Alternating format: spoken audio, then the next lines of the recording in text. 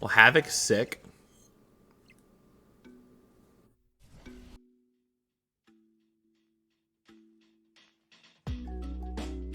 What's going on, guys? Welcome back to my channel. In today's video, we're going to be going over the brand new card, Havok. Is he worth it? Is he great? Is he broken? Is he bad? Well, I'm going to give you my honest review, and I'm going to give you some pointers on how and what you want to do about building him and making decks around him. I will start off with basically an explanation of what I was trying to do and where we kind of ended up with him and why we ended up with him. So at first glance, Havok on paper and in theory seems like he's going to be a really awesome card. In theory, when you give, Havok to your opponent's side of the field, in theory it's good because yes, you take away their cost, basically limiting their ability to play cards around it. Now, the problem with him is that he does get very strong if you do that. So it's kind of has like this mindset of, I just kind of allow it to be here. What do I do? It's a very interesting concept because we've never really had a card like him where you can really take away from your opponent other than Sandman or, say, for instance, Electro. If you can send, Electro over, or if you play Sandman, it really stops your opponent from playing what they want to play. But he has a different way of doing that where it's more of like he's just kind of taking away their energy and not allowing them to play the cards that they really do want to play on their forms of ramps or other things. Now, we went through a couple of different decks, and I really found that sending him over to the opponent's side of the field at times even became a struggle because if I didn't draw things like a Shang-Chi or a Shadow King, it was really hard to deal with him because he was just getting so big that I kind of had to throw the lane. It was a very interesting concept, to say the least, and I stopped trying to do that. Eventually, it came to the point where I just kind of tried to build a deck around him, but I found that the most efficient thing that I could do was build him in a Mr. Negative deck, because Mr. Negative, even if you play Havok early, Mr. Negative at times doesn't have a whole lot of drawback if Mr. Negative has already been played. All of your cards are essentially going to be cheap and really easy to play because of Mr. Negative's, amazing ability to, swap the power and cost with your deck. Now, I built an entire deck with Ravonna and Zabu in mind, so cards are 1 cost or 0 cost.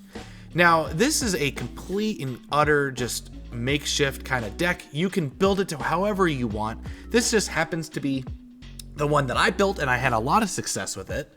And at times, Havok would just sit in a lane and you kind of just let him cook. You kind of just let him do his thing. The cool thing to know about Havok is that he actually still works even if you play him on the last turn.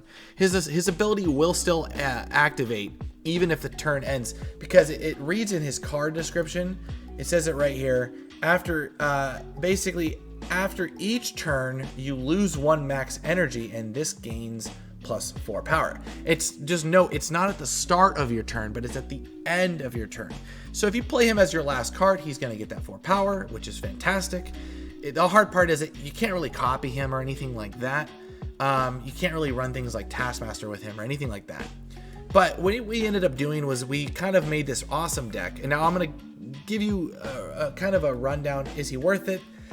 I don't really think so. But if you want to try to grab him and if you really have some crazy awesome ideas, go for it. I do think he's going to be in very specific decks. He is a solid 2 cost in the category of he does get really strong and he has a unique ability if you really can find a way to mess your opponent up. But I found that he was most successful in Mr. Negative. That being said, I'll give you kind of a rundown on how to run and play this deck. You have Ravonna and Zabu, which are really great ways to ramp into your Mr. Negative. Typically, if you have both in hand, I usually would have, I for the most part, like to put down Ravonna early over the Zabu, because Ravonna can still hit the Jubilee or Mr. Negative. Sometimes you can even hit the Ravonna into Jubilee, which does hit the Mr. Negative for you, which is fantastic. And then it's going to basically flip all your cards, and it's just going to create 2 really awesome scenarios. You're going to try to aim for the Iron Man into Mystique combos, which is really going to help you in 2 separate lanes.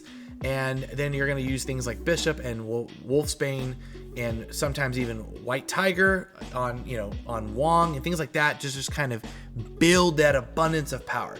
Now, Havok at, you know, a 0-2 isn't that bad.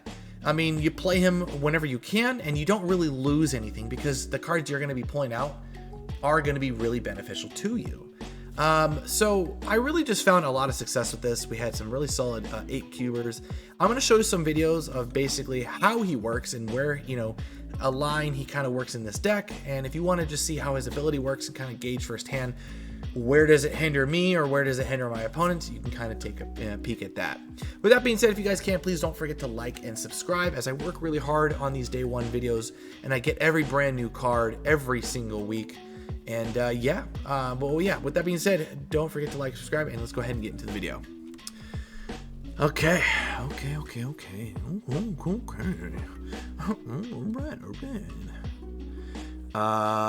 Honestly,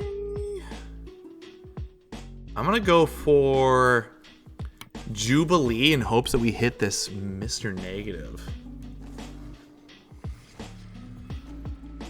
If we get Mr. Negative, it'd be great. Oh my god. Oh my god. Let's do that. Boy! If I ever seen a better card!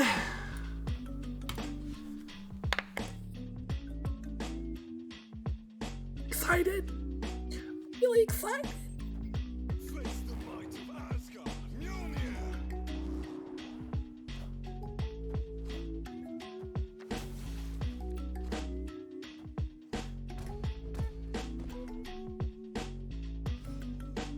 All right, let me get that. Now I think what I do here is I do this, and I just do that. I feel like if we do this, this is probably going to be the best play that we can make. So let's just pop out cards, dude. Viper? You got double Vipers? Sheesh! Dude, if we pull out like White Tiger, bro, it'd be so fire. Oh my god! What a play! Buckets! Oh my god, dude. Oh my god, dude. Oh, please play this out. What a game. This is fantastic.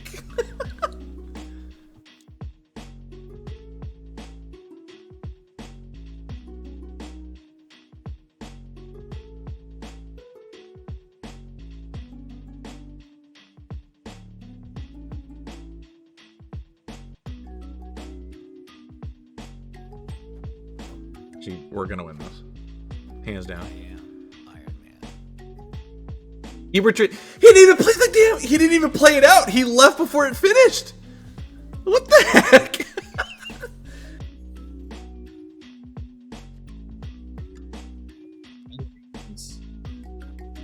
Look at that. Make things cheaper. Cheaper.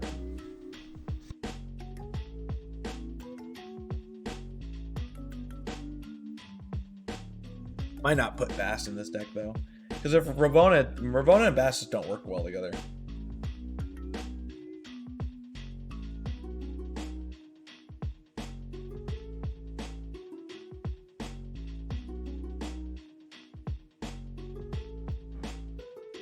It's nice that you can put Bishop out early with this, which is really nice.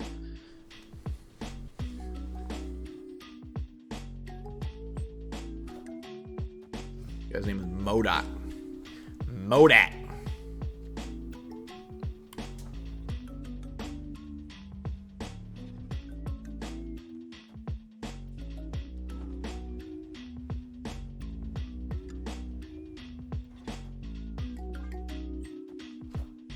Could have ourselves a very beautiful game.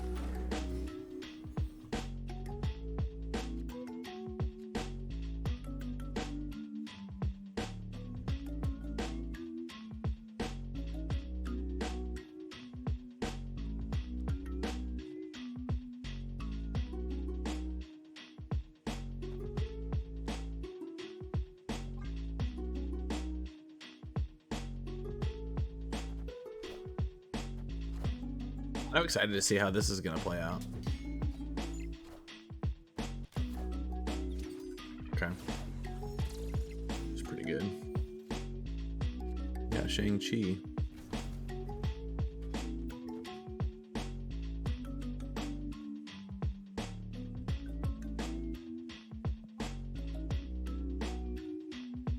This guy's really going to go toe-to-toe with this deck of all decks.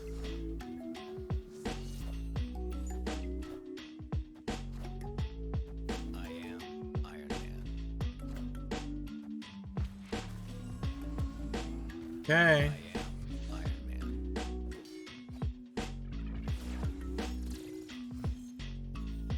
It's turn, man.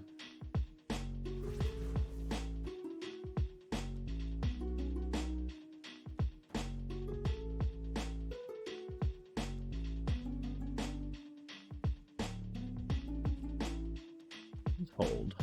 I think next turn will be fine. This should be very, very interesting. Gonna take out that Havok, dude.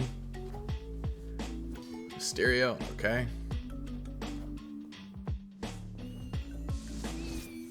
Okay. You know you hurt yourself when you do that, right?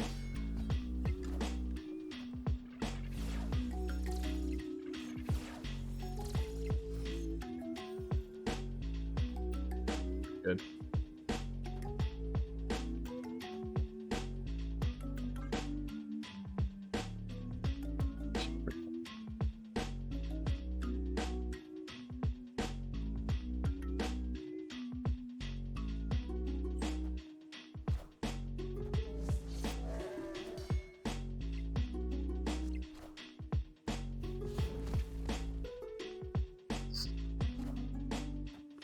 Oof. Well, Havok's sick.